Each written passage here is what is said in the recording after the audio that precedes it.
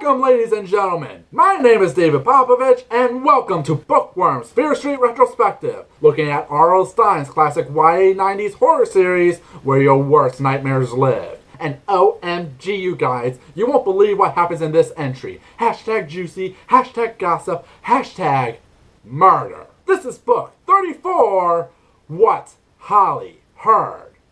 Or, Miriam's friend Holly is the gossip queen of Shadyside High, always getting the latest dirt and juiciest stories on her fellow classmates, whether they are true or not. The latest story, hot off the presses, is that Miriam's old friend May is fighting with her mother over her boyfriend Noah.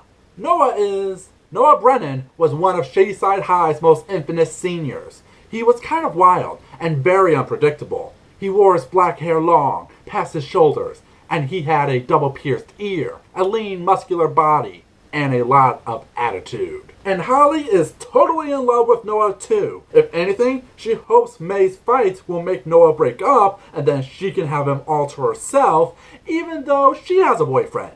And if that doesn't happen, I will do absolutely anything to get Noah. Miriam eyed her skeptically. Anything? Holly nodded, and her eyes narrowed farther. Anything. You're just asking to be murdered, aren't you? But Miriam is having boy troubles as well. Her boyfriend Jed is the star basketball player, and he's feeling the pressure to do well during the playoffs in hopes to get a scholarship. That pressure has really gotten to him since his mood goes all over the place. But you know, those are just normal boy pressures. Nothing to worry too much about. Jed leapt on the fallen gladiator, grabbed him in a chokehold. Other players tried to pull them apart, but Jed held on. The gladiator turned an ugly shade of scarlet. His eyes bulged. Jed was strangling him, Miriam saw to her horror. Jed was choking him to death. So I guess he's suspended now. Right? Right? He doesn't get suspended. What did you expect? It's the 90s. Jocks get all the privileges. They could get away with murder if they wanted to. Anyway, Holly tries to get into Noah's arms more, but fails until she comes across the juiciest story of all. I heard them say they were going to kill May's mother.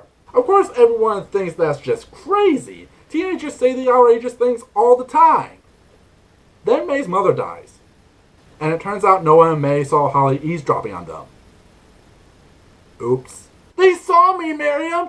They know I heard them plotting to kill May's mother! Holly's voice was shrill. They know! And now they're going to kill me too! The cover is okay. Nothing too special or eye-catching though. Just Holly shocked by whatever she is hearing Josh and May talk about. Except for the font, you wouldn't have thought this is a horror story. I could just as much replace it with a romance or soap opera font, and your perception of the cover would instantly change. So yeah, not the best example for a horror cover. It was too shocking to tell. The story itself is okay. It's a standard horror story with a decent mystery when the titular Holly is later found dead herself, leading us on the hunt to figure out who it is.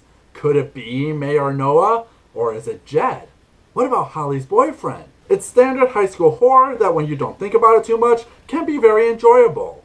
But if you know me, I do. Overall, it's a good Fear Street story, but it does leave you conflicted. When you think about all the players and why the things that happen, you can't help but wonder if there were barely any innocent players involved. Really, it all falls on Holly. She's the gossip queen who will take any bit of information and let it spread so far out of control that it can ruin people's lives. I mean, it's pretty clear the Noah rumors were more than anything her projecting the idea that Noah will break up so that she can get to him, even though she has a boyfriend that cares about her, but she does nothing to break it off. I'm sorry for being evil, Marion, Holly admitted with a sigh.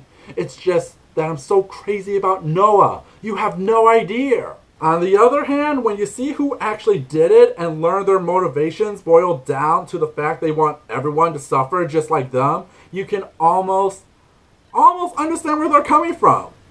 Of course, the fact they are a murderer doesn't help their case too much. Really, what hurts this story is that it doesn't focus on Holly. Holly is the one who needs to grow and learn, but all we get is a standard blank page Fear Street protagonist whose only drama is with their boyfriend whose issues aren't that hard to figure out. This is one of those books, the more you think about, the more you find yourself asking questions that Stein clearly didn't think would be asked. Again, it's okay. Just another standard Fear Street book. But when you give it some thought, yeah.